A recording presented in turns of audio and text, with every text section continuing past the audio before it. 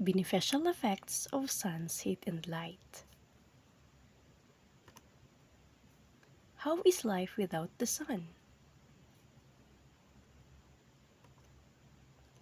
How is the life on Earth affected by the sun?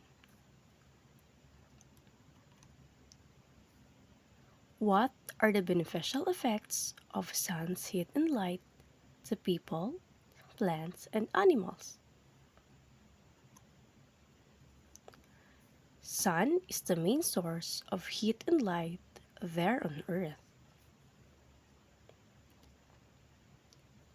So what are the beneficial effects of the sun on people?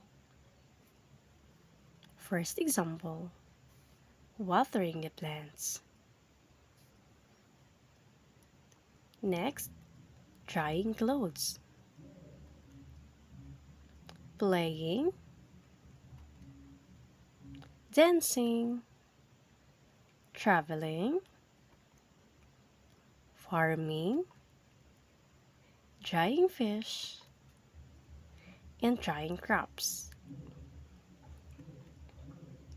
So what are the beneficial effects of suns on plant? Sunlight help plants in making food. So plants need the sunlight because it gives electromagnetic radiation, which is transformed by the plants into simple carbohydrates or energy. This process is called photosynthesis. The three main substances needed for this process to work are sunlight, carbon dioxide, and water. So next, beneficial effects of sun to animals.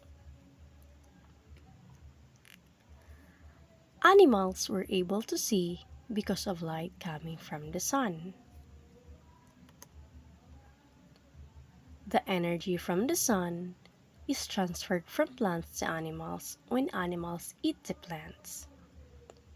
Animals also benefit from the sun on their bodies because sunlight produces vitamin D, which is important in the formation of strong bones. Animals also get vitamin D by eating the plants. That's all. Thank you.